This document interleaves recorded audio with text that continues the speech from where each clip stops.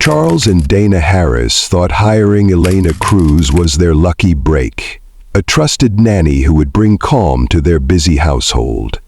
But 6 months later, when Dana vanished without a trace, the shocking discovery in their own basement would unravel a chilling truth no one saw coming. When Charles and Dana Harris began searching for a live-in nanny, they were overwhelmed. Their 2 children, 4-year-old Olivia and 2-year-old Max, were energetic and demanding. With Charles working long hours as a financial advisor and Dana managing an art gallery full-time, the couple knew they needed help. They interviewed several candidates, but none seemed to fit.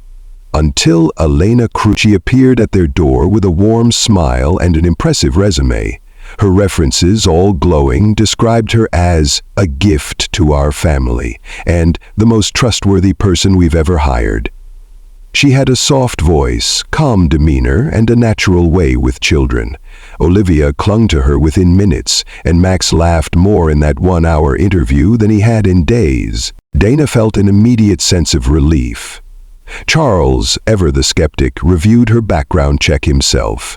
It came back spotless, nothing raised a red flag. Within a week, Elena moved into the Harris home. She took the spare bedroom downstairs next to the playroom. She quickly developed a routine: school drop-offs, park visits, bedtime stories, and home-cooked meals. Dana often joked that Elena was more organized than she was. Soon, she became more than just an employee. She was someone they depended on, trusted. Friends who visited the house were impressed. The children seemed happier. The kitchen was spotless. Dana began to rely on Elena not just for childcare but for small errands, and Elena never said no. She remembered birthdays, folded laundry just the way Dana liked it, and knew exactly how to soothe the children when they cried. She was, by all appearances, the perfect nanny, and she never asked for much in return. Her pay was modest. She rarely took time off. She had no visible vices, no smoking, drinking, or late nights. She said her family lived out of state and that she preferred to keep her life simple. Charles appreciated the boundaries. Dana admired her work ethic. There was nothing to worry about, nothing strange, but even perfection has its price. And what no one realized then was that Elena Cruz had studied this family long before she ever walked through their door. Her kindness, her timing, her quiet smile, it was all part of something much bigger, something no one could have imagined. It started as a normal Tuesday morning. Charles left early for a client meeting, and the kids were finishing breakfast. Elena packed their lunches, just like she always did. Dana wasn't in the kitchen, but that wasn't unusual. She often took quiet mornings for herself upstairs before the day began. When Elena told the children that Dana was resting and would join them later, they didn't question it. She got them dressed, dropped them off at preschool, and went about her day. But when Dana didn't show up at her gallery that afternoon, her staff grew concerned. She hadn't called to cancel any of her appointments, and her phone went straight to voicemail. At first, they assumed she'd forgotten to charge it, but as hours passed with no word, that worry turned into unease. Dana was known for being dependable, always reachable. A missed day without notice just didn't happen. By the time Charles returned home that evening, there was a noticeable tension in the air. The children were in bed, and Elena said she hadn't seen Dana since early morning. She told him Dana had seemed tired and left the house around 7 a.m., saying she needed a day to herself. That explanation didn't sit well with Charles. Dana hadn't mentioned anything to him the night before. Her car was still in the garage, her purse was gone, but her phone, charger, and keys were on the kitchen counter. That night, Charles called around to friends, hoping someone had heard from her. No one had. The following morning, he filed a missing persons report with the police. The initial investigation focused on the possibility that Dana had left voluntarily. After all, there were no signs of struggle, no obvious crime scene. Her ID was missing, which suggested she had taken steps to go somewhere on her own. But the deeper they looked, the stranger it seemed. Her last text message was sent 2 days before she vanished. Her social media activity had stopped. Her bank accounts remained untouched. Officers searched the house and surrounding property. Cadaver dogs were brought in, but found nothing of interest. Every closet, crawl space, and cabinet was opened. Every drawer was turned out. Still, no sign of Dana. The one thing they didn't open, because it was locked and deemed irrelevant, was the old chest freezer in the basement. The Harris home was warm and inviting, filled with soft colors, children's artwork, and the steady hum of family life. But in the days following Dana's disappearance, the atmosphere began to shift. What had once felt safe now felt uncertain. Investigators combed through the house again, this time with sharper eyes and broader questions. They weren't just looking for a missing woman anymore. They were looking for what might have happened to her. They started with Charles. He was cooperative and visibly distressed. His alibi checked out quickly. On the night Dana went missing, he had attended a charity dinner across town, surrounded by colleagues and friends. Security footage confirmed his presence there from early evening until nearly midnight. That ruled him out, at least for the critical window of time. Attention turned to Elena. She had been the last person to see Dana, and the only adult in the home with the children that day. She told detectives the same story she told Charles. That Dana left early in the morning, seemingly overwhelmed and in need of space. She was calm, respectful, and appeared genuinely concerned. Her answers were steady. Nothing she said raised alarms, not right away. Police returned to the house twice, examining each room in detail. They walked through the nursery, the kitchen, the master bedroom. They checked the garage, the attic, the back garden. A mile was neatly arranged. No blood, no broken furniture, no sign of forced entry. It was almost too perfect. One detail stood out during the second visit: a large, older-type chest freezer in the basement. When asked, Elena explained that it had been broken for months and was used only for storing out-of-season decorations.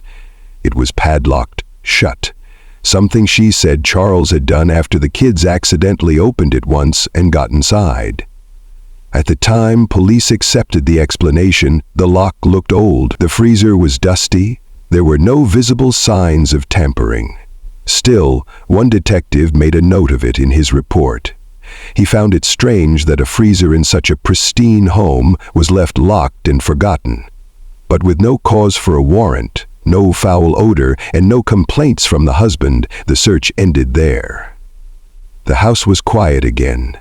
But underneath that silence, something remained hidden, waiting. As the investigation deepened, detectives began to look more closely at Elena Cruz. While her behavior remained calm and cooperative, there was something about her that didn't quite fit. She hadn't cried. She hadn't asked for updates about Dana. She went about her duties as if nothing had changed. The children, still too young to understand what was happening, clung to her even more in Dana's absence. To them, she was safety. To investigators, she became a mystery. The first real questions arose when the police attempted to verify Elena's background. Her resume had listed 3 former families she had worked with, all out of state. The numbers rang to voicemail. 2 of the email addresses bounced back. The third reference responded with a brief note, but when detectives traced the IP address, it led to a public library in another city. It began to look like none of the references were real. Her social media profiles were polished and professional. Photos with children, quotes about caregiving, and posts about early childhood education. But they all had one thing in common: no personal connection, no family, no longtime friends, no comments from people outside her claimed work history. Every post was curated, controlled, and suspiciously clean. Even her driver's license raised questions. It had been issued in a state she claimed to have recently left, but the address was a short-term rental apartment complex that had since changed management. When police checked tenant records, there was no listing for Elena Cruz during the time she claimed to have lived there. Meanwhile, Charles grew more confused and withdrawn. He had trusted Elena completely, believed she was the stable force his family needed. Now he found himself doubting everything. He admitted to police that he never personally spoke to her references. Dana had handled the hiring. The background check they ran came back clean, but it was based on a single ID. If that ID was fake, everything else could be too. Despite all of this, there was still no concrete evidence connecting Elena to Dana's disappearance. No witnesses, no direct links. But what was becoming clear was that Elena Cruz wasn't who she said she was. And as her carefully crafted image began to fall apart, so did the illusion of safety that had surrounded the Harris household. 2 weeks after Dana's disappearance, the investigation reached a standstill. With no new leads and no suspects formally charged, public interest began to wane. The case had faded from headlines, and while Charles continued to cooperate with police, his life had become a shadow of what it was. He was exhausted, caring for the children alone, and increasingly suspicious of the woman still living in his home. It was a seasoned detective named Marcus Ray who decided to revisit the Harris house one more time. Something about the case didn't sit right with him. The interviews, the timeline, the way everything had unfolded, it all felt too tidy. He remembered the locked freezer in the basement, the one that had been brushed aside during earlier searches. This time, he pushed harder. When asked again about it, Charles admitted he had never used it and had no idea where the key was. The lock, he said, had been there since they moved in. Detective Ray wasn't satisfied with assumptions. He called in a locksmith. It took just over 10 minutes to break the seal. The metal creaked loudly as the lid was slowly lifted. What they found inside would send shockwaves through the entire investigation. Underneath old blankets and frozen food containers was the unmistakable form of a body. Wrapped tightly in a plastic shower curtain, bound with layers of duct tape, the cold had preserved her. There was no question who it was. Dana Harris had been in her own home the entire time, hidden in plain sight. The discovery shattered what little normalcy remained. The house, once a place of warmth and routine, was now a crime scene. The children were taken to stay with relatives. Charles, trembling and stunned, had no answers. The focus of the case shifted instantly. The question was no longer whether a crime had taken place, but who had orchestrated it. And while suspicion initially returned to Charles, investigators quickly realized that the person with motive, means, and access wasn't the grieving husband. It was the quiet, helpful nanny who everyone had trusted. Investigators also found a handwritten list in Elena's belongings, a disturbing series of notes and reminders. Some were practical: get new ID, transfer money. Others were more sinister: keep Dana isolated, don't rush.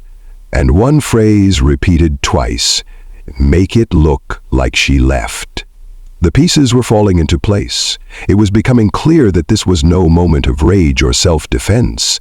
It was methodical, planned, calculated. Elena had inserted herself into the Harris family not just as a caregiver, but as someone with a long-term goal.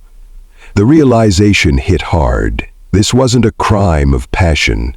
It was the work of someone who had been playing a long, quiet game. And now that game was unraveling. Back at the station, the evidence began to mount. Her fingerprints were found all over the plastic wrap and the duct tape used on Dana's body.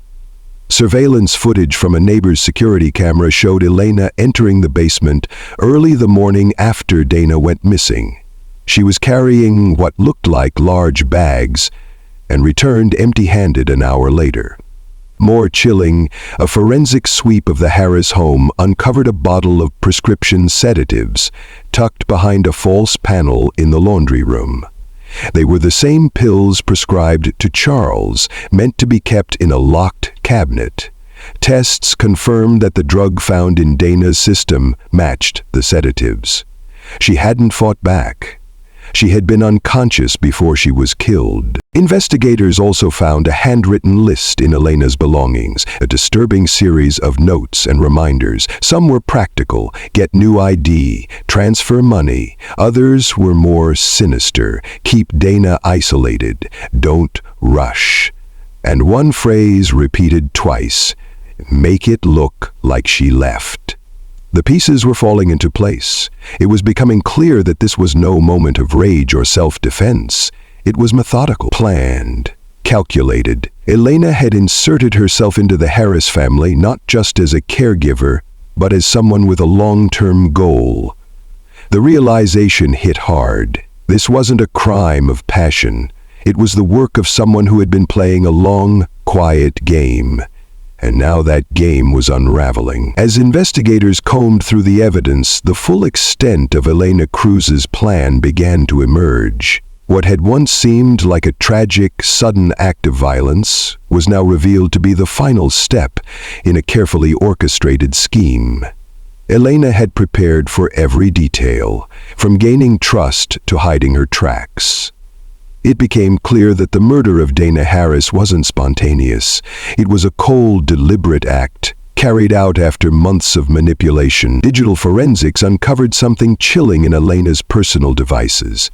On her laptop, investigators found a folder filled with forged documents, including a fake social security card, multiple job applications under different names, and templates for letters of recommendation. She had created an entire professional identity from scratch, complete with references, work history, and a spotless image. Everything she had shown to the Harris family had been manufactured. But it didn't stop there. Hidden in encrypted files were screenshots of the Harris family's financial records.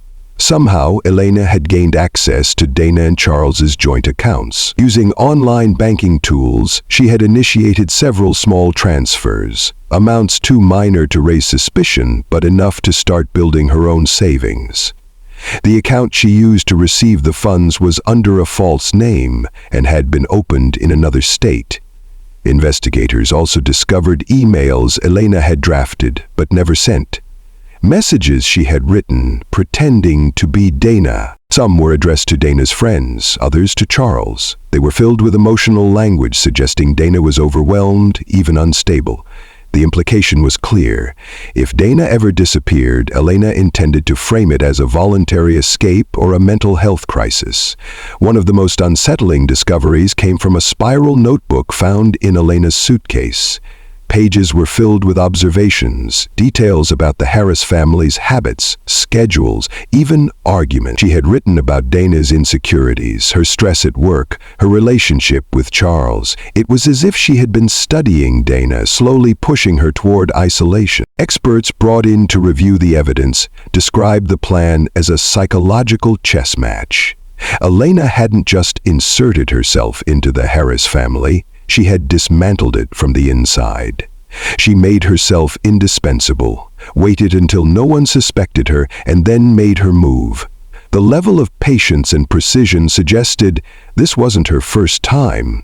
It was just the first time she got caught. As the investigation unfolded, detectives began digging into Elena's past, uncovering a pattern of deception and manipulation that spanned years. It turned out the woman who had presented herself as a loving nanny was a seasoned con artist with a history of using false identities to infiltrate families and steal their money. Each time she appeared in a new town, she carefully constructed a new persona, changing her name and backstory to avoid detection. Records showed that Elena had worked briefly for several families across multiple states, but always for short periods. Never long enough for anyone to realize something was wrong. When those families tried to contact her previous employers, the references came back as dead ends or false names. Investigators found court documents in another state where a woman matching Elena's description was charged with fraud and identity theft, but had skipped town before the trial. What shocked investigators most was how methodical she was. Elena didn't just care for the children or keep the house in order, she studied the dynamics of each family, looking for weaknesses. She noted when couples argued, how finances were managed, and whether the parents trusted each other. She subtly inserted herself into the emotional lives of her employers, sometimes fostering distrust between spouses, carefully isolating one person from support networks. Psychologists brought into the case described her as a social chameleon, someone who could adapt quickly, changing her personality to fit the role she needed to play. She was charming, attentive, and seemingly devoted, but underneath lurked a calculating mind that used emotional manipulation as a weapon. Detectives pieced together reports from previous towns where families had suffered mysterious financial losses, disappearances, or breakups shortly after hiring a nanny matching Elena's description. None of these cases had ever been linked until now. In the Harris case, it became clear Elena had a deadly agenda. She had spent months gaining Dana's trust, then sowing seeds of doubt about Charles.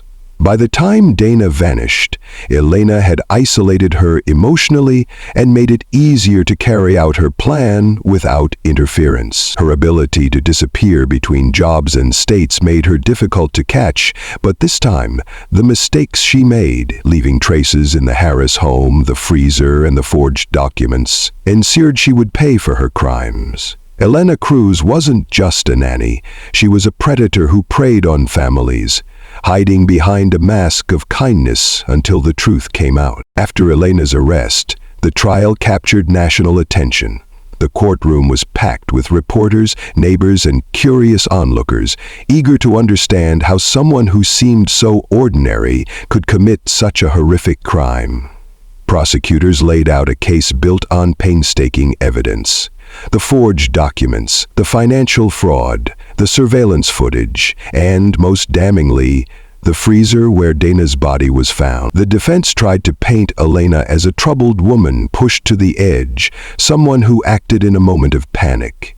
They argued there was no direct proof she had intended to kill Dana, suggesting instead that the death was accidental or the result of an altercation gone wrong. But the meticulous planning revealed through her notes, her attempts to cover her tracks, and the drugs found in Dana's system told a different story.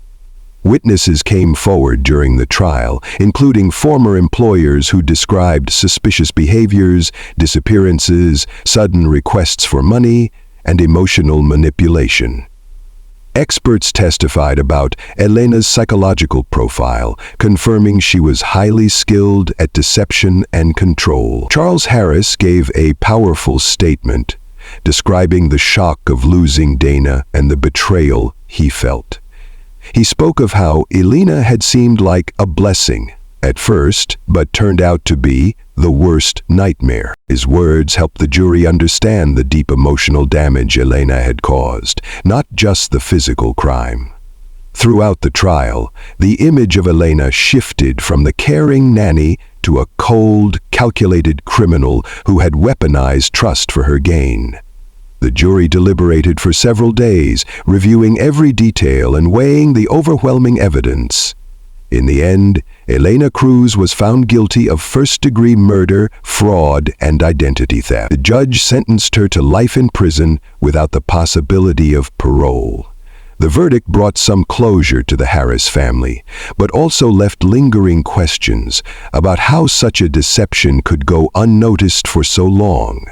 The case sparked wider conversations about background checks, trust in domestic workers, and the hidden dangers that can lurk behind friendly faces. It served as a grim reminder that appearances can be deceiving, and sometimes the most dangerous people are those we invite into our homes.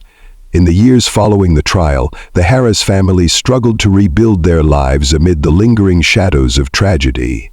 Charles faced the immense challenge of raising Olivia and Max alone, while grappling with grief, betrayal, and the public attention that never fully faded. Friends and community members offered support, but the scars left by Elena's betrayal ran deep. The case became a cautionary tale, often cited by experts and advocates in the child care and home security fields. Families were urged to go beyond standard background checks and to pay closer attention to subtle warning signs. New policies were introduced in some states, requiring more thorough verification processes for nannies and live-in caregivers.